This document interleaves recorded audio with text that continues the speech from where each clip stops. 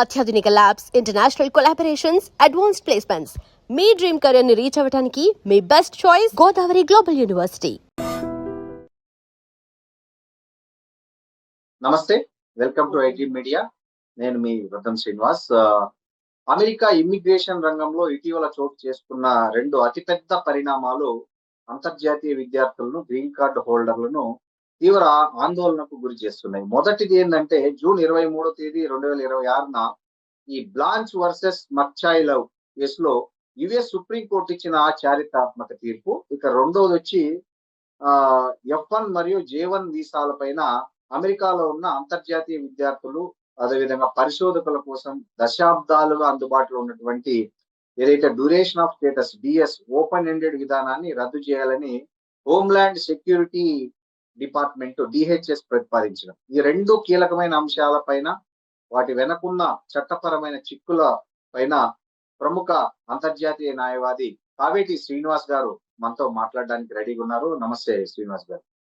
నమస్కారం సార్, ఏదైతే ఈ సుప్రీంకోర్టు మొన్న ఇచ్చినటువంటి బ్లాంక్ వర్సెస్ లవ్ కేసులో సుప్రీంకోర్టు తీర్పు వల్ల గ్రీన్ కార్డు హోల్డర్లకు గతంలో ఉన్న రక్షణ ఎలా మారబోతుంది? ఇప్పుడు మనం అందరం ఫస్ట్ అర్థం చేసుకోవాల్సింది ఏంటంటే, గ్రీన్ కార్డ్ హోల్డర్లం అంటే ఏమిటి అంటే, ఫస్ట్ ఆఫ్ ఆల్ మనం గ్రీన్ కార్డ్ హోల్డర్ల కార్డు మీద ఏం రాసి ఉంటుందంటే రెసిడెంట్ ఏలియన్ అని రాసి ఉంటుంది. రెసిడెంట్ ఏలియన్ అంటే అర్థం ఏమిటి? రెసిడెంట్ అంటే మీకు ఉండటానికి విసులుబాటు, ఏలియన్ అంటే ఏంటి? పరదేశస్థుడు. అంటే ఏలియన్ అంటేనే పరదేశస్థుడు. అంటే మీరు అమెరికాలో ఉండటానికి విసులుబాటు ఇచ్చారు వాళ్ళు పర్మనెంట్ గా. రెసిడెన్సీ అంటే మీరు ఎన్నాళ్ళు ఉండాలనుకుంటే అన్నాళ్ళు కండిషన్ లేకుండా ఉండొచ్చు. కానీ మరి రెసిడెంట్ ఏలియన్ కార్డుతోని మీకు పౌరసత్వం ఉందా అంటే అదే ఇండియా పౌరసత్వమే ఉంది, అమెరికా పౌరసత్వం లేదు. అంటే మీ టైప్స్ ఇండియాకే ఉంది, కానీ అర్హత మాత్రం ఇక్కడ ఉండడానికి ఉంది యుఎస్ లో. అది మనం క్లియర్ గా అర్థం చేసుకోవాలి. జనాలు ఏమనుకుంటారంటే ఓ గ్రీన్ కార్డ్ వచ్చేసింది అయిపోయింది. అయిపోలేదు. ఎందుకంటే మీకు గ్రీన్ కార్డ్ తోని మీరు ఎలక్షన్ లో పార్టిసిపేట్ చేయడానికి లేదు, ఓటు హక్కు లేదు మీకు. ఒకటి. రెండోది, ఫెడరల్ గవర్నమెంట్ లో పనిచేయడానికి, మిలిటరీలో పనిచేయడానికి అర్హత లేవు. చాలా సార్లు ఈవెన్ టీచర్ గా పనిచేయడానికి కూడా లేదు. స్టేట్ గవర్నమెంట్ సిటీలలో పనిచేసే అర్హతలు కూడా లేవు. అంటే ఎందుకు? బికాస్ మన పాస్పోర్ట్ ఇండియా పాస్పోర్ట్ కనుక. అంటే మీ అఫినిటీ, మీ లాయల్టీ అంతా మన దేశానికి ఉంటుంది. ఎప్పుడైతే పౌరసత్వం అమెరికాది తీసుకుంటారో, ఎప్పుడైతే ఇండియన్ పాస్పోర్ట్ ఇచ్చేస్తారో, ఎప్పుడైతే అమెరికన్ సిటిజన్ అవుతారో అప్పుడు మీకు అన్ని అర్హతలు ఉన్నాయి. అంటే ఈ దేశానికి మీకు తల్లి బిడ్డల్లాగా ఉందన్నట్టు. ఏది మన రిలేషన్షిప్. అప్పటిదాకా లేదు. మీరు ఇండియన్ సిటిజన్సే, you are coming in to the country, మీరు గ్రీన్ కార్డ్ హోల్డర్ గా వస్తున్నారు. ఎందుకు? మీరు ఇక్కడ ఉండటానికి వాళ్ళు విసులుబాటు ఇచ్చారు. అమెరికాలో పర్మనెంట్ గా నీ ఇష్టం ఉన్నంత కాలం ఉండడానికి విసులుబాటు ఇచ్చారు. ఉద్యోగాలకు ఇబ్బంది లేదు అది, కానీ కొన్ని ఉద్యోగాలకు ఇబ్బంది, ఓటు హక్కు లేదు, రాజకీయాల్లో పోవడానికి లేదు, ఏం. ఇప్పుడు అది బ్యాక్గ్రౌండ్, అది అనాలజీ ఫస్ట్ మనం అర్థం చేసుకోవాల్సి. దాని మీద మనం బిల్డప్ చేసుకోవచ్చు క్వశ్చన్స్, ఆన్సర్స్. ఇప్పుడు మరి మీరు ఇండియన్ పాస్పోర్ట్ పెట్టుకొని ఇండియాకు వెళ్ళి ఫర్ ఎగ్జాంపుల్ వెనక్కి వస్తున్నారు. ఇప్పుడు ఈ కేసులో ఈ చైనీస్ నేషనల్, ఆయన చైనీస్ పాస్పోర్ట్, ఆయన అమెరికాలో ఉండటానికి గ్రీన్ కార్డ్ తీసుకున్నాడు, చాలా కాలం నుంచి ఉన్నాడు, వ్యాపారాలు చేస్తున్నాడు. ఇక్కడ కౌంటర్ ఫిట్ అంటే ఇక్కడ ఏంటంటే చాలా సార్లు నల్లవాళ్ళైనా వీళ్ళైనా చైనా వాళ్ళు చాలా మంది ఏం చేస్తారంటే కాపీ కొడతారు ట్రేడ్ మార్క్. ఇప్పుడు ఫర్ ఎగ్జాంపుల్ ఆదిదాస్ ప్యాంట్ ఉంది, లేకపోతే ఫిలా ప్యాంట్ ఉంది, ఇలాంటివి ఉన్నాయి. వాళ్ళు అదే ఎంబ్లం తయారు చేసి చైనాలో మళ్ళీ ఇక్కడ తీసుకొచ్చి ప్యాంట్లు అమ్ముతారు. అంటే పెద్ద పెద్ద కంపెనీస్ ను కాపీ కొడతారు. దాన్ని ట్రేడ్ మార్క్ ఇన్ఫ్రింజ్మెంట్ అంటారు. కౌంటర్ ఫీటింగ్. ఎట్లయితే మనం డబ్బులు ప్రింట్ చేస్తామో అదే సిగ్నిఫికెన్స్ అంతే, సేమ్ అదేనండి. ఇక్కడ ఏంటంటే బికాస్ ఇప్పుడు America capital of the business కదా. ఇప్పుడు అన్ని కంపెనీస్ ను వీళ్ళు ప్రొటెక్ట్ చేస్తారు. ఆ కంపెనీస్ అన్ని కూడా అమెరికాలో రిజిస్టర్ ఉంటాయి ట్రేడ్ మార్క్. మరి వాళ్ళకు ఆ వ్యాపారం చేసుకొని మిలియన్స్ ఆఫ్ డాలర్స్ పెట్టి హెడ్ క్వార్టర్స్ ఇక్కడ పెట్టుకొని ప్రపంచవ్యాప్తంగా వ్యాపారాలు చేస్తున్నారు కదా. ఇప్పుడు ఫర్ ఎగ్జాంపుల్ మెక్డానల్డ్స్ అనుకోండి, కేఎఫ్సి అనుకోండి, స్టార్ బక్స్ అనుకోండి.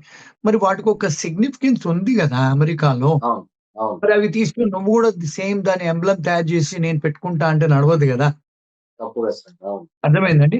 అంటే అవును దాన్ని కౌంటర్ ఫిటింగ్ అంటారు. సో ఈ చైనా అవును అతను ఏం చేశాడు, ఆ ఉమ్, నేరాలలో పట్టుబడ్డాడు.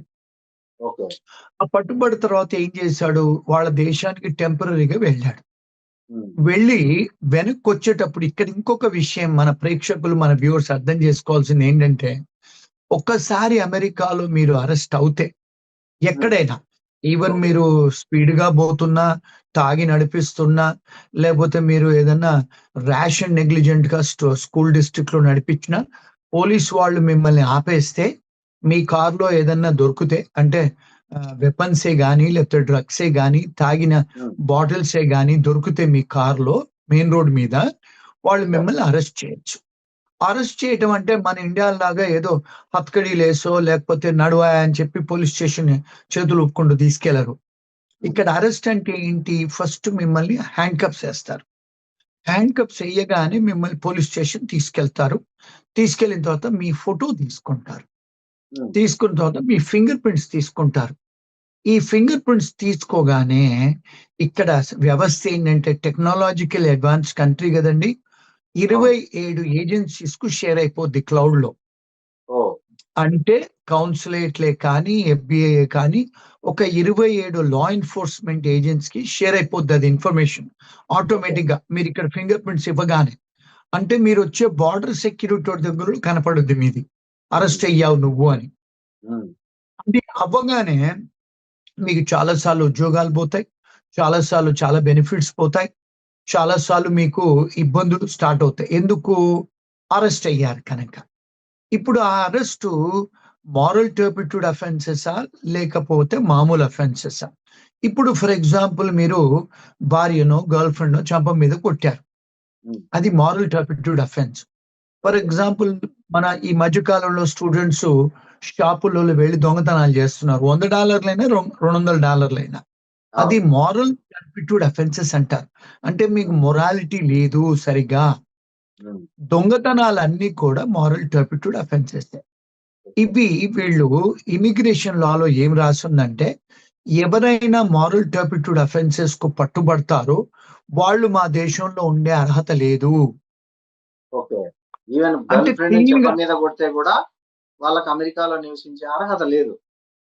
అంటే దీన్ని మారల్ టర్పి ఫర్ ఎగ్జాంపుల్ మీ గర్ల్ ఫ్రెండ్ లేదా మీ వైఫ్ చెంప మీద అవును కొట్టారు మీరు ఉమ్, డొమెస్టిక్ వైలెన్స్ లో, ఏమండి చిన్నపిల్లల్ని కొట్టారు డొమెస్టిక్ వైలెన్స్ లో, అంటే మీరు అర్హత లేదు, మారల్ టర్పిట్యూడ్ అఫెన్సెస్ లో పట్టుబడ్డారు గనుక మా దేశంలో వద్దు. అది లాలో ఉమ్, ఎప్పుడో రాసింది. కానీ ఓకే ట్రంప్ గారు వచ్చిన తర్వాత సీరియస్ గా ఎన్ఫోర్స్మెంట్ చేస్తున్నారు వారు. ఉమ్, ఇప్పుడు నాలో ఇంతకుముందు ఇవన్నీ ఉన్నాయండి, కానీ కరెక్ట్ కరెక్ట్ ఎవరు పట్టుబడట్లేదు, ఎవరు ఎన్ఫోర్స్ చేయట్లేదు స్ట్రిక్ట్ గా. మీరు వచ్చిన తర్వాత ఆర్డర్స్ ఇచ్చి చేయమని చెప్తున్నారు. అంటే సార్ ఏమిటి అంటే బార్డర్ లో ఉన్న వాళ్లకు అన్ఫిట్టెడ్ పవర్స్ ఉన్నాయి, కానీ ఎస్ వాళ్ళు ఎక్సర్సైజ్ చేయట్లే. ఇప్పుడు అవును చేస్తున్నారు. ఉమ్. ఇప్పుడు ఈ ఈ చైనా ఈ అతను ఈ ఈ వెనక్కి సార్ ఈ వచ్చేటప్పుడు తీర్పుతో సంబంధం లేకుండానే మీరు అన్నట్లు ఆ బార్డర్ ఫోర్సెస్ వాళ్ళకి పక్కా అధికారాలు ఉన్నాయి.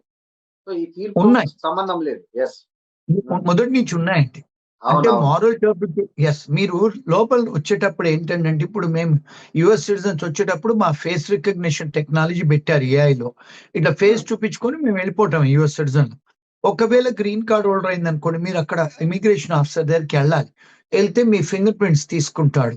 తీసుకురాగానే ఆయన స్క్రీన్ లో మీద వచ్చేస్తుంది అరెస్ట్ అవును అయ్యావు ఈ ఫలానా దానికని.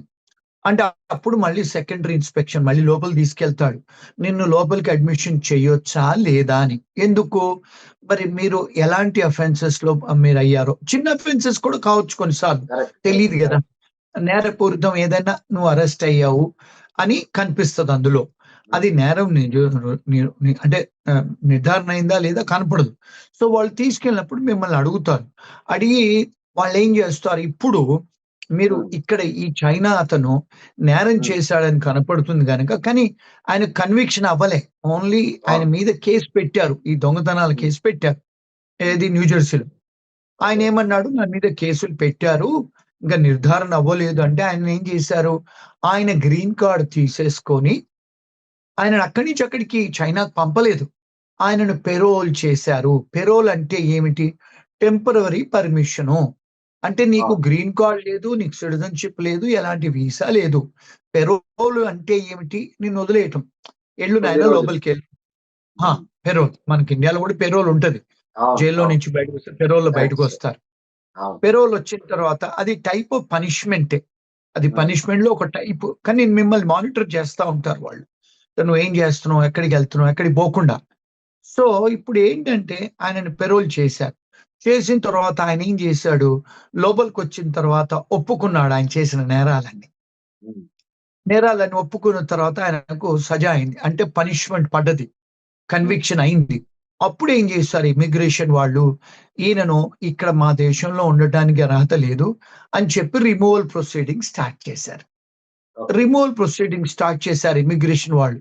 చేస్తే ఆయనే రిమూవల్ వేసిన తర్వాత జడ్జి గారు నిర్ధారణ చేసిన తర్వాత, ఇమిగ్రేషన్ జడ్జులు వేరండి, మళ్ళీ క్రిమినల్ కేసులు జడ్జులు వేరు. దానికి సెపరేట్ అన్ని. ఇప్పుడు మనలాగా హైకోర్టులో సుప్రీం కోర్టులో అన్ని వింటారని అట్లా ఉండదండి. ప్రతి దానికి ఇక్కడ స్పెషలైజ్డ్. సో ఆయన ఏం చేస్తాడు, సుప్రీం కోర్టు దాకా తీసుకెళ్ళాడు కేసుని. ఏమని, నన్ను ఇలా చేశారు, నేను లోపలికి వచ్చేటప్పుడు నా గ్రీన్ కార్డ్ తీసుకోకూడదు, వాళ్ళు పెరోల్ మీద పంపించారు, వాళ్ళకు అంటే చాలా పవర్ ఇచ్చేశారు అంటే సుప్రీం కోర్టు ఏమంది, లేదు వాళ్లకు క్లియర్ అండ్ కన్విన్సింగ్ అవసరం లేదు, మీ మీద కేసు ఉన్నట్టుంటే చాలు, మీ గ్రీన్ కార్డ్ తీసేసుకొని పెరోల్లో లోపలి పంపించడానికి. ఇది ఎగ్జిక్యూటివ్ బ్రాంచ్ది పని, మా జ్యుడిషియరీ పని కాదు, పొలిటీషియన్స్ పని కాదు. ఇప్పుడు మనకు మన భారతదేశంలో కూడా ఎగ్జిక్యూటివ్ బ్రాంచ్, లెజిస్లేచరు, జ్యుడిషియరీ ఉంది కదండి. మరి జడ్జెస్ అంటే సుప్రీం కోర్టు, లెజిస్లేచర్ అంటే ఎమ్మెల్యేలు, మినిస్టర్లు, మరి ఎగ్జిక్యూటివ్ బ్రాంచ్ ఉంది కదా. ఇప్పుడు ఇమిగ్రేషన్ డిపార్ట్మెంట్ మన ఇండియాలో కూడా ఉంది, పోలీస్ వాళ్ళు నడుపుతారు, అది ఎగ్జిక్యూటివ్ బ్రాంచ్. అది మరి ఎగ్జిక్యూటివ్ బ్రాంచ్ పని అది సుప్రీం కోర్టు ఇంటర్ఫీర్ అయ్యి చెప్పాల్సిన అవసరం లేదు, వాళ్ళకి అన్ని పవర్స్ ఉన్నాయి అని చెప్పి గవర్నమెంట్ ఆఫ్ యుఎస్ కు పవర్స్ ఉన్నాయని చెప్పి వాళ్ళు నిర్ధారణ చేశారు. దీంతో ఏమవుతుంది, ఇప్పుడు ఎవరైనా వెనక్కి వచ్చేటప్పుడు గ్రీన్ కార్డ్ హోల్డర్లు, ఇప్పుడు అక్కడ బార్డర్ సెక్యూరిటీ వాడు ఎగ్జిక్యూటివ్ పోలీస్ ఆఫీసర్, ఆయన ఇమిగ్రేషన్ పోలీస్ ఆఫీసర్, ఆయనకు పవర్స్ ఉన్నాయి అని చెప్పారు. దీంతో ఏమైంది, ఒక సంచలనం అమెరికా కానీ వరల్డ్ మొత్తంలో. గ్రీన్ కార్డ్ హోల్డర్లు ఏదన్నా చిన్న కేసులలో మీరు ఇన్వాల్వ్ అయితే మీ ఇమిగ్రేషన్ లాయర్లతో సంప్రదించి బయటికి వెళ్ళండి. ఎందుకు, లోపలికి వచ్చేటప్పుడు అర్హత లాగా మీరు లోపలికి వచ్చేయలేరు, అంటే you don't have a right of admission. ఎందుకు, మీ మీద కేసు ఉంది కనుక ఆ కేసు నిర్ధారణ అయ్యే వరకు కూడా బయటికి వెళ్ళకూడదు. సో దీంతో ఏమవుతుంది, వీళ్ళకు పవర్స్ ఎక్కువ వచ్చేసాయి. అంతకుముందు లివానా ఉన్నాయి కానీ వాళ్ళు ఎన్ఫోర్స్ చేయట్లేదు. ఇప్పుడు సుప్రీం కోర్టు చెప్పిన తర్వాత ఇంకా పవర్ఫుల్ అయిపోయారు. ఇప్పుడు ఆయన ట్రంప్ గారు కూడా చెప్పాడు. అదండి, ఇంత క్లియర్ అండి ఇది. అవును సార్. ఇంకోటి, దీనివల్ల ఇలాంటి నిబంధనల వల్ల ఇమ్మిగ్రేషన్ పెరోల్ పై అమెరికాలో ప్రవేశించిన గ్రీన్ కార్డ్ హోల్డర్లు వర్క్ పర్మిట్లు కావచ్చు, లేదంటే ఇతర సోషల్ బెనిఫిట్స్ ఎలా ఎఫెక్ట్ అవుతాయి సార్? ఇప్పుడు మీరు గ్రీన్ కార్డు ఒక్కసారి మీది తీసేసుకున్నారు వాళ్ళు అంటే, ఇప్పుడు ఫర్ ఎగ్జాంపుల్ గవర్నమెంట్ లో మీకు ఫర్ ఎగ్జాంపుల్ ఇప్పుడు మీరు ఓల్డ్ ఏజ్ పీపుల్ అనుకోండి, మెడికల్ ఫెసిలిటీస్ ఉంటాయి, మెడికేడే అనుకోండి, లేకపోతే కొంతమంది లేని వాళ్ళు ఇల్లులు, హౌసింగ్ మన ఇండియాలో ఉన్నట్టు ఇక్కడ కూడా హౌసింగ్ ఉంటది. ఇట్లా మీకు ఫుడ్ స్టాంప్స్ కూడా ఇస్తారు భోజనాలకి, మీ పిల్లలకి ఇస్తారు పాలు తాగడానికి. ఇలాంటి బెనిఫిట్స్ అన్ని పోయే ఆస్కారాలు ఉన్నాయి. ఎందుకు, మీరు డిపోర్టబుల్, రిమూవబుల్ ఏలియన్ కనుక, అంటే మా దేశస్తులు కాదు, మిమ్మల్ని తీసే దానిలో ఉన్నాము, మీకు అర్హతలు లేవు, పోయే ఛాన్సెస్ ఉన్నాయి. ఉద్యోగాలు కూడా పోయే ఛాన్సెస్ ఉన్నాయి. మీకు ఏ బెనిఫిట్స్, ఫర్ ఎగ్జాంపుల్ ఇప్పుడు డ్రైవింగ్ లైసెన్సే అనుకోవచ్చు, గన్ లైసెన్సే అనుకోవచ్చు, లాటరీ సేల్ చేయడానికి లైసెన్సే అనుకోవచ్చు, లిక్కర్ లైసెన్సే అనుకోవచ్చు. చాలా లైసెన్సెస్ అన్ని కూడా మనకి ఎట్లయితే ఆధార్ కార్డుతో ముడిపడి ఉంటాయో, మన పాస్పోర్ట్ ఉన్న ఆధార్ కార్డుతో ఎలా అయితే ముడిపడి ఉంటాయో, ఇక్కడ సోషల్ సెక్యూరిటీ, గ్రీన్ కార్డు మన వాటితోని ముడిపడి ఉంటాయండి. అవన్నీ కూడా పోయే ఆస్కారాలు ఉన్నాయి. సార్ ఇంకోటి సార్, ఈ ఎటువంటి క్రిమినల్ రికార్డు లేని ఈ సాధారణ గ్రీన్ కార్డ్ హోల్డర్లు ఇంటర్నేషనల్ ట్రావెల్ చేసేటప్పుడు ఈ తీర్పుని బట్టి ఏవైనా జాగ్రత్తలు తీసుకోవాలన్నా వాళ్ళు? అంటే ఇప్పుడు వాళ్ళు అంటే ఇప్పుడు 6 నెలల కంటే బయట ఎక్కువ ఉండకూడదు. ఒకటి. రెండోది వాళ్ళకిక్కడ ఇల్లున్నా, లేకపోతే వాళ్ళకిక్కడ టాక్స్ రిటర్న్స్ కడుతున్నారా? వాళ్ళిక్కడ ఫ్యామిలీ ఉందా? ఇలాంటి వాళ్ళు చూసుకోవాలి. చాలా సార్లు ఏమవుతదంటే టాక్సులు కట్టరు. మేము డబ్బులు హ్మ్. ఇన్‌కమ్ సంపాదించట్లేదు గదా! మేము టాక్సులు కట్టం అంటారు. అది నేరం టాక్స్ కట్టకపోతే. హ్మ్. రెండోదేంటంటే ఇప్పుడు ఫర్ ఎగ్జాంపుల్ మీరెక్కడైనా రెంటల్ ఉంటారు. మన ఇండియన్స్ నార్మల్‌గా రెంటల్ అగ్రీమెంట్ తీసుకోరు. హ్మ్. ఉండిపోతారు. రెంట్ ఇచ్చేస్తారు. ఇండియాలో ఎంతమంది మనం లీజులు, రెంటల్ అగ్రీమెంట్ అవునవును. తీసుకుంటామండి. అవును. నెల నెలకి రెంట్ చాలా కట్టేస్తాం. కామన్ అది. అవును. అవును. కామన్ క్యాష్ కట్టేస్తాం, చెక్కులు కట్టేస్తాం. చెక్కులు ఎవరం కట్టం మన దేశంలో. హ్మ్. ఇక్కడ కొంత చెక్కులో లేకపోతే బ్యాంక్ ట్రాన్సాక్షన్స్ కొంతమంది చాలా మంది ఓనర్స్ మన దేశీయులు ఇండియాలో ఎస్పెషల్‌గా క్యాష్ తీసుకుంటారు. అలాంటప్పుడు ఏదన్నా రెంటల్ అగ్రీమెంటో లేకపోతే లీజ్ అగ్రీమెంటో ఏదో తీసుకోండి. ఇంక మూడోదేంటంటే మీకెలాంటి ఎప్పుడైనా కేసులేమన్నా ఉంటే ఇంతకుముందు గతంలో ఉంటే, మీరిక్కడ ఎఫ్‌బీఐకి సంప్రదిస్తే, మీ ఫింగర్ ప్రింట్స్ ఇస్తే, మీ మీద ఏమన్నా కేసులు ఉన్నాయా? లేకపోతే కేసులున్నాయి కొట్టేసారా? అలాంటిది హ్మ్. ర్యాప్ షీట్ అంటారు దాన్ని. అది హ్మ్. తీసుకొని ట్రావెల్ చేస్తే బెటరు. ఇప్పుడు మొన్న ఓకే. ఒక క్లయింట్ ఫోను చేసాడండి. ఆయన మీద కేసుంది. కానీ ఆయనకు కనపడట్లేదు. కోర్ట్‌లో కనపడట్లేదు. ఎక్కడ కనపడట్లేదు. కానీ ఆయన మీద కేసుంది. ఒక 3, హ్మ్. 4 ఏళ్ల కింద. కానీ ఆయనకి తెలియట్లే. ఎక్కడ హ్మ్. పోయి సంప్రదించాలని. పోలీసోళ్ళకి ఫోను చేస్తే వాళ్ళు నాకు కనపడతలేదంటున్నారు. కోర్ట్ వాళ్ళకి ఫోను చేస్తే కనపడలేదంటున్నారు. కానీ ఆయన మీద కేసు ఆయన మీద ఉన్నట్టు కాగితాలున్నాయి. ఇప్పుడు అలాంటి వాళ్ళు బయట దేశానికెళ్లారనుకోండి. ఒకవేళ ఎయిర్‌పోర్ట్‌లో అది సిస్టమ్‌లో వచ్చేస్తే ఆ కేసు డిసైడ్ అవ్వలేదని వాళ్ళు హెచ్-1లో ఉన్నా, విజిటర్ వీసాలో ఉన్నా, స్టూడెంట్ వీసాలో ఉన్నా వాళ్ళను క్యాన్సెల్ జేసి వీసా వెనక్కి పంపొచ్చు. అందుకని జాగ్రత్తలు తీసుకోవాలండి. సార్ ఇంకోటి సార్, ఈ దశాబ్దాలుగా ఉన్నటువంటి డ్యూరేషన్ ఆఫ్ స్టేటస్ అంటే డీఎస్ విధానాన్ని రద్దు చేసి నిర్దిష్ట గడువు తేదీని ప్రవేశపెట్టడం వెనక హోమ్‌ల్యాండ్ సెక్యూరిటీ డిపార్ట్‌మెంట్ యొక్క ప్రధాన ఇంటెన్షన్ ఏంటి సార్ అసలు? ఇప్పుడు ఏంటంటే ఏమవుతుందంటే అండి ఇక్కడ స్టూడెంట్స్ వస్తారు గదా! ఇప్పుడు హ్మ్. మాస్టర్స్ కోర్స్ కోసం వస్తారు. మరి మాస్టర్స్ కోర్సు 1 ½ ఇయర్ అండి. దాని తర్వాత వాళ్ళకి వర్క్ పర్మిట్ దొరుకుతదండి. 2 ఇయర్స్, 3 ఇయర్స్ దొరుకుద్ది. స్టెమ్ ప్రోగ్రామ్స్ అయితే. వాళ్ళు ఆ స్టెమ్ ప్రోగ్రామ్స్‌లో వాళ్ళకి వర్క్ పర్మిట్ దొరికిన తర్వాత చాలా సార్లు ఉద్యోగం దొరకట్లేదు. హ్మ్. రెండోదేంటంటే చాలా ఎంప్లాయర్‌లు హెచ్-1 ఇయ్యట్లేదు. అంటే ఈ హ్మ్. $1,00,000 నిబంధన అనుకోండి, లేకపోతే ఉద్యోగాలు లేకపోకుండా. వాళ్ళేం జేస్తున్నారు, ఇక్కడే ఏదో పని జేసుకుంటున్నారు ఇల్లీగల్‌గా. అంటే ఈ విషయం చాలా మందికి నచ్చదు నేను చెప్పేది. పేరెంట్స్ కూడా నచ్చదు. మీ స్టూడెంట్స్ ఎవరన్నా మీ ఈ ప్రోగ్రామ్ వాచ్ చేస్తే కూడా నచ్చదు నేను చెప్పేది. కానీ వీళ్ళందరూ కూడా ఇల్లీగల్‌గా యూనివర్సిటీ అవతల పని చేయకూడదు. కానీ యూనివర్సిటీ బయటే పని జేస్తారు. గ్యాస్ స్టేషన్‌లలో, పెట్రోల్ బంకులలో, షాపులలో లేకపోతే లిక్కర్ స్టోర్స్‌లలో లేకపోతే ఇండియన్ రెస్టారెంట్‌లలో పని జేస్తారు. ఇదంతా కూడా ఇల్లీగలే చేయకూడదు. కానీ చేస్తా ఉంటారు. మాకు అన్ని కట్టాలండి. మేము అప్పులు తీసుకొనొచ్చామని కట్టాలని చెప్తారు వీళ్ళంతా. ఏవండీ? ఇప్పుడు ఇలా చేస్తూ, చూస్తూ వీళ్ళ అప్పులు స్టూడెంట్ లోన్స్ అంతా కడతారు. కానీ ఇప్పుడు మీరిక్కడ ఉన్న తర్వాత 2, 3 ఏళ్ళు మళ్ళా మాస్టర్స్ అయిపోయింది గదా! ఎందుకుండాలనుకుంటున్నారు? మళ్ళీ ఇంకో హ్మ్. మాస్టర్స్ జాయిన్ అయితున్నారు. హ్మ్. సీపీటీ, ఓపీడీలు ముందు రోజులు తీసుకొని మళ్ళా పని జేస్తున్నారు బయట. మూడోదేంటంటే రెండో మాస్టర్స్ అయిపోతుంది. హెచ్-1 రాదు. మళ్ళీ మూడోది పీహెచ్‌డీ జాయిన్ అవుతున్నారు. అంటే వీళ్ళేమంటున్నారంటే, మీకసలు వచ్చిన కారణం ఏంటి? ఆబ్జెక్టివ్ ఆఫ్ హ్మ్. స్టడీ ఏంటి? మీ ఆబ్జెక్ట్ మీరు మాస్టర్స్ చేయడానికొచ్చారు. మరి రెండో మాస్టర్‌లు, మూడో మాస్టర్‌లు, పీహెచ్‌డీ చేస్తున్నారు గదా! అంటే హ్మ్. మీరేదైతే ఆబ్జెక్టివ్‌తోని మా దేశానికొచ్చారో అది హ్మ్. అయింది. పరిపూర్ణంగా అయిపోయింది. అయినా ఇక్కడ ఉండటానికి ప్రయత్నంలలో మీరివన్నీ చేస్తున్నారు అని అంతకుముందు కూడా ఉంది. కానీ ఇప్పుడు హ్మ్. వీళ్ళు ట్రంప్ గారు ఏం జేశారంటే, అలాంటి మీరు ఎక్స్‌టెండ్ చేసుకోవడానికి లేదు అని హ్మ్. చెప్పి డ్యూరేషన్ ఆఫ్ స్టేటస్ అంటే మీరు ఎన్ని కోర్సులు జాయిన్ అవుతే డ్యూరేషన్ ఆఫ్ స్టడీ అంటారు. డ్యూరేషన్ ఆఫ్ స్టడీ డీఎస్ అంటే. మీరు ఎన్ని సంవత్సరాలు చదువుకుంటే అన్ని సంవత్సరాలు ఉండొచ్చు ఎఫ్-1లో. మీ పాస్‌పోర్ట్‌లో స్టాంప్ అవసరం లేదు. దాన్ని ఓకే. కట్ చేసి మీ మాస్టర్స్ అయిపోయిన తర్వాత వెళ్ళిపోవాలి అని నిబంధనలు పెడుతున్నారు. ఇంతవరకు అది ఇంకా డిస్కషన్ స్టేజ్‌లో ఉంది. ఇంకా లా అవ్వలేదండి అది. సార్ ఒకవేళ అది ఇంప్లిమెంట్ అయితే మొత్తం అమెరికాలో ఉన్న విదేశీ విద్యార్థుల్లో భారతీయ విద్యార్థులే అధిక సంఖ్యలో ఉన్నారు. సో, ఈ కొత్త నిబంధన వల్ల వాళ్ళ చదువు గురించి గాని, రీసెర్చ్ గురించి అదేగా పార్ట్ టైమ్ ఉద్యోగాలపై ఎట్లాంటి ఇంపాక్ట్ పడుతుందంటారు? డెఫినెట్ గా ఇంపాక్ట్ పడుతుందండి. ఎందుకంటే వాళ్ళు మళ్ళీ డిఫరెంట్ కాలేజీలలో పోయి సర్వీస్ ట్రాన్స్ఫర్ చేసుకునే వెసులుబాటు వెళ్ళిపోతుంది. వాళ్ళు ఇక్కడ ఉండడానికి కూడా ఉండదు. మూడోది ఏంటంటే వాళ్ళు చాలా మంది స్టూడెంట్స్ వెనక్కి కూడా వెళ్ళిపోతారండి చాలా మంది. ఇంకోటి ఏంటంటే వచ్చే వాళ్ళు కూడా మనం అక్కడికి వెళ్తే 1-2 ఇయర్స్ కంటే ఎక్కువ ఉండలేము. ఇప్పుడు యూకేలో అంతేనండి.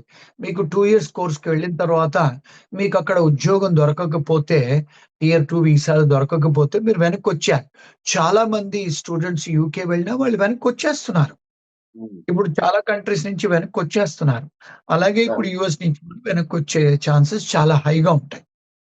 సార్ ఇంకోటి సార్, ఈ కోర్సు ఆలస్యమైన లేదా వీసా ఎక్స్టెన్షన్ కోసం మళ్ళీ కొత్తగా దరఖాస్తు చేసుకోవాలనే నిబంధన పెట్టారు కదా. సో దీంట్లో రిస్క్ ఎంత ఉందంటారు విద్యార్థులకి? చాలా రిస్కీ అనిపిస్తుంది చూస్తుంటే. అంతే కదండి. ఇప్పుడు మీరు ఇమిగ్రేషన్ పోకుండా మీరు కాలేజీలలో కోర్సులు ఎక్స్టెండ్ చేసుకుంటే ఒక కాలేజీ నుంచి ఇంకో కాలేజీ ట్రాన్స్ఫర్ అవుట్ అవుతారు. కాలేజీ వాళ్ళే మీది పొడిగిస్తారు మీ స్టే. ఆన్లైన్లో వాళ్ళ దగ్గరికి వెళ్ళి సర్వీస్ పోర్టల్ వెళ్ళి వాళ్ళే క్లిక్ ఆఫ్ ఎ బటన్ చేస్తారు, మీది పొడిగించుతారు. ఒకవేళ మరి మీరు ఇమిగ్రేషన్ ఆఫీస్ దగ్గరికి వెళ్ళాలి అంటే ఇమిగ్రేషన్ ఆఫీసర్ డిస్క్రిషన్ కదండి. మరి ఆఫీసర్ మీకు పర్మిషన్ ఇస్తే ఉండొచ్చు, లేకపోతే వెళ్ళిపోవాలి. సో ఎప్పుడైనా ఇమిగ్రేషన్ డిపార్ట్మెంట్ దగ్గరికి వెళ్ళినప్పుడు గవర్నమెంట్ ఆఫీసర్ పోలీసు వాడి దగ్గరికి వెళ్ళినట్టే. వాడు ఇష్టం ఉంటే లోపల రానివచ్చు, ఇష్టం లేకపోతే బయటికి పంపించేటట్టు. అంటే కొద్దిగా కష్టమే అది. అవును సార్. ఈ గ్రాడ్యుయేషన్ తర్వాత విద్యార్థులు పొందే ఈ ఓపీటీ మరియు స్టెమ్ ఓపీటీ లబ్ధిదారులకు ఈ ఫిక్స్డ్ ఎండేటెడ్ విధానం వల్ల ఎలాంటి నష్టం కలిగిస్తుందంటారు? ఇప్పుడు ఓపీటీలు సిపిటీలు అంటే కాలేజ్ చదువుకునేటప్పుడు అండి. ఓపీటీ అనేది ఫస్ట్ స్టెమ్ కోర్సెస్ చేస్తున్నప్పుడు, స్టెమ్ కోర్సెస్ అంటే సైన్స్, టెక్నాలజీ, ఇంజనీరింగ్, మ్యాథమెటిక్స్ అండి. మేనేజ్మెంట్ కాదు, మ్యాథమెటిక్స్. ఎంబీఏ చేసిన వాళ్ళకి కాదు, ఓన్లీ సైన్స్, స్టెమ్ సంబంధించిన వాళ్ళకు. వాళ్ళకి ఏమవుతుందంటే వాళ్ళకు మాస్టర్స్ అయిపోగానే డ్యూరింగ్ ద కోర్స్ కూడా తీసుకోవచ్చు పర్మిషన్ టు వర్క్. అయిపోయిన తర్వాత మీకు ఇనీషియల్ గా 1 సంవత్సరం ఆక్యుపేషన్ ట్రైనింగ్ అని ఇస్తారు. అందులో మీకు సాలరీ వచ్చినా లేకున్నా చేసుకోవచ్చు. తర్వాత 2 సంవత్సరాలు ఇస్తారు. ఇప్పుడు ఇవన్నీ కూడా మీకు కోర్సు మీకు లిమిటేషన్ చేస్తే ఒక కోర్స్ తర్వాత ఇంకో కోర్స్ చేయడానికి లేదన్నప్పుడు మీకు ఈ 3 సంవత్సరాలలో H1 రాకపోతే ఇంటికి వెళ్ళిపోవాలి కదండి. అవును. అవును సార్. సార్ ఇంకోటి సార్, ఈ ప్రతిపాదన చట్టంగా మారే లోపే ప్రస్తుతం అమెరికాలో ఎవరైతే ఉన్నారో ఈ F1, J1 విద్యార్థులు తమ లీగల్ స్టేటస్‌ను కాపాడుకోవడానికి ఇప్పుడే ఎలాంటి ముందస్తు ప్రణాళికలు అమలు చేయాలంటారు? అంటే వాళ్ళు డెఫినెట్ గా ఇమిగ్రేషన్ లాయర్‌ని కలిస్తే బెటర్ అండి. అది ఒక్కటే పరిష్కారమా సార్? ఇంకేమన్నా అంటే ఉందా? ఇప్పుడు వాళ్ళు ఆన్‌లైన్‌లో చాట్‌జీపీటీలో చదువుకుంటారు. కొంత ఆ చాట్‌జీపీటీ ఈస్ నాట్ ఎ లా, కొంత ఇన్ఫర్మేషను. సో వీళ్ళందరూ ఆ చాట్‌జీపీటీలో ఇన్ఫర్మేషన్ తీసుకొని ఆ రూమ్‌మేట్లతోనో, లేకపోతే వాళ్ళ సీనియర్‌లతోనో, లేకపోతే వాళ్ళే మాట్లాడుకుంటారు. ఒక competent, qualified, expert immigration lawyer దగ్గరికెళ్లి సంప్రదిస్తే వాళ్ళకు బోలెడన్ని ఆన్సర్స్ దొరుకుతాయని. కానీ నార్మల్‌గా మన స్టూడెంట్స్ ఏంటంటే ఒక్క కన్సల్టేషన్ $200, $300 ఇచ్చి వెళ్ళాలా అని వాళ్ళే తీసుకుంటారు. దాంతోని ఏమవుతుందంటే చాలా సార్లు మనకు అది లీగల్ అడ్వైస్ కింద పరిగణించదు, కొంత ఇన్ఫర్మేషన్ కిందనే పరిగణించొచ్చు. సో అందుకనే సార్ ఈ నేను ప్రతి ఇంటర్వ్యూలో చెప్తాను, get in touch with some qualified lawyers అని. సార్ ఈ వేజ్ వెయిటెడ్ లాటరీ వల్ల ఉద్యోగాల ఎంపిక అవకాశాలు తగ్గిపోయినాయని చాలా వరకు టాక్ వస్తుంది. ఇది కరెక్టేనా సార్ ఇది? నిజమేనండి. ఇప్పుడు ఏం ఓకే. చేశారంటే వీళ్ళు ప్రస్తుత ట్రంప్ గారు ఏమన్నారంటే చాలా హై సాలరీ ఇచ్చే వాళ్ళకి ముందు ప్రాధాన్యత ఇవ్వండి. అంటే అవును. 1,50,000, 1,70,000 వాళ్ళే పికప్ చేశారు ఫస్ట్ లాటరీలో. తర్వాత ఏం చేశారు, లెవెల్ 2, లెవెల్ 1 దాకా ఇచ్చారు. సో లెవెల్ 1 వచ్చే వరకు 90,000, 80,000 వాళ్ళకొచ్చే వరకు తక్కువ పికప్ అయినవి లాటరీలో. లెవెల్ 1 ముందు పికప్ అయింది. లెవెల్ 2 తర్వాత లెవెల్ 3. మరి ఆబ్వియస్లీ వాళ్ళేమన్నారంటే 1,50,000, 1,70,000 ఇచ్చిన సాలరీ 2,00,000 ఇచ్చే వాళ్ళకే మీరు ఇవ్వండి అని. అంటే ఏమవుతుంది, మరి వాళ్ళది ఒకవేళ పికప్ అవుతే వాళ్ళకి ఆ జీతాలు కడితే మరి వాళ్ళే హై టాక్స్ కదండీ. 40% టాక్స్ కడతారు వాళ్ళు. ఈ 70,000-80,000 వాళ్ళు తక్కువ టాక్స్ కడతారు. 30% కడతారు. మరి వాళ్ళ దగ్గర టాక్స్ పేయర్స్ హెవీగా వాళ్ళే ఉంటారు. ఎంప్లాయీస్ కనుక వాళ్ళకే వెసులుబాటు ఇచ్చారు. డెఫినిట్‌గా సార్ ఈ ఎఫెక్ట్ అయింది. సార్ ఈ ఇండియన్స్ కి అమెరికా చాలా కష్టమేనా? చూస్తుంటే ఈ కొత్త నిబంధనలు, ఎన్ఫోర్స్‌మెంట్ అంతా స్ట్రిక్ట్‌గా అమలు చేయడం ఇవన్నీ చూస్తున్న నేపథ్యంలో ఇండియన్స్ కి అమెరికా ఉద్యోగం, అమెరికా నివాసం అనేది కష్టమేనా? అంటే ఈవెంచువల్ గా కాస్త డిఫికల్టేనండి. అంటే ఇప్పుడున్న ప్రెజెంట్ ట్రంప్ అడ్మినిస్ట్రేషన్ లో లాస్ట్ టైం వారు వచ్చినప్పుడు కూడా చాలా ఇబ్బందులు చేశారు. ఎందుకంటే చూసుకుంటే ప్రపంచంలో 60-70 కంట్రీస్‌లలో వారు కౌన్సులేట్స్ క్లోజ్ చేశారండి. మరి ఓకే. మన మన భూలోకంలో ఉన్నాయే 160 దేశాలు. 60, హ్మ్. 70 దేశాలు మీరు క్లోజ్ చేసి, మీరు ఎంబసీలు క్లోజ్ చేసి, కొత్త ఎంబసీలు ఓపెన్ చేయకపోతే, మరి ఇప్పుడు మీకు కష్టమే గదండీ! ముందు ముందు అవును. తాను ఉన్నంత సేపు కొద్దిగా కష్టమేనండి. సార్ ఈ $1,00,000 అదనపు ఫీజు ప్రభావం ఇండియన్ ఐటీ కంపెనీలకు ఏమైనా ఎఫెక్ట్ పడుతుందంటారా? చాలా ఎఫెక్ట్ పడ్డదండి. చాలా ఎఫెక్ట్ పడ్డది. ఇప్పుడు ఎవరు $1,00,000 కట్టి తీసుకొస్తారు? కష్టమే. ఇప్పుడు అవునా సార్? $1,00,000 పెట్టాలి. జీతం హ్మ్. 1,70,000 ఇవ్వాలి. Immigration okay. ఫీజులు కట్టాలి. లాయర్ ఫీజులు కట్టాలంటే కష్టమే. కానీ లక్కీలీ ఏమైందంటే అండి, ఇప్పుడు ఈ హ్మ్. $1,00,000 ఇంపోజ్ చేశారు గదా వీరు. ఆ $1,00,000 కోర్ట్ వాళ్ళు ఆహ్, ఆహ్, నే అంటే చెల్లనేరదని చెప్పి డిసైడ్ చేశారండి. ఇప్పుడు అవును. $1,00,000 ఇంపోజిషన్ ఆఫ్ దట్ లేదండి. ఇప్పుడు కోర్ట్ వాళ్ళు నిర్ధారణ చేసేశారు. అది అన్‌లాఫుల్ అని. సార్ అమెరికాలో ఒక సాఫ్ట్‌వేర్ ఉద్యోగం సాధించాలనుకునే వారికి ఒక ఇమ్మిగ్రేషన్ నిపుణులుగా మీరిచ్చే బెస్ట్ అడ్వైస్ ఏంటి సార్ అసలు? అంటే ఫస్ట్ ఎవరైనా స్టూడెంట్‌గా వచ్చేటప్పుడు వాళ్ళు తెలుసుకోవాలి వాళ్ళ హక్కులు, అర్హతలు. రెండోది ఇప్పుడు హెచ్-1కి అయ్యే ఇబ్బందులు తెలుసుకోవాలండి. మూడోది వాళ్ళకు స్కిల్స్ లేకపోతే ఇక్కడకు స్కిల్స్ లేకుండా వచ్చి ప్రయత్నాలు చేసి ఇబ్బందులు పడగూడదు. నాలుగోదేంటంటే ఏదన్నా ఇక్కడికి వచ్చిన తర్వాత గూడా స్టూడెంట్సే గానీ, హెచ్-1బీ వాళ్ళే గానీ, గ్రీన్ కార్డ్ హోల్డర్‌లే గానీ, వాళ్ళు ఇక్కడికి వచ్చిన తర్వాత ఎలాంటి నేరాలలో ఇన్వాల్వ్ అవ్వొద్దండి. ఒకవేళ అవుతే బయటికి స్టూడెంట్సే గానీ, హెచ్-1బీ వాళ్ళే గానీ, గ్రీన్ కార్డ్ హోల్డర్‌లే బయటకు వెళ్తే వచ్చేటప్పుడు వాళ్ళయన్నీ సరిగ్గా చూసుకొని కేసులు లేనప్పుడు వెళ్ళి వస్తే బెటరు. డెఫినిట్‌గా ఈ నిబంధనలన్నీ చూసుకోవాలండి వాళ్ళు. అంటే మునుపటిలాగా లేదు. ఇప్పుడు పేరెంట్స్ కూడా వచ్చేస్తారు. 2 నెలలు, 3 నెలలు ఇండియా పోయేసి ఇక్కడికొచ్చి ఉద్యోగాలు జేస్తారు. అలాంటివన్నీ స్టూడెంట్స్ కూడా వాళ్ళ పేరెంట్స్ గ్రాడ్యుయేషన్‌కొస్తారు. అన్నీ అన్‌లాఫుల్ పనులు జేస్తారు. అయన్నీ కూడా కొంచెం కష్టమే. జాగ్రత్తగా ఉండాలి. Thank you sir. Thank you very much. Okay. Thanks.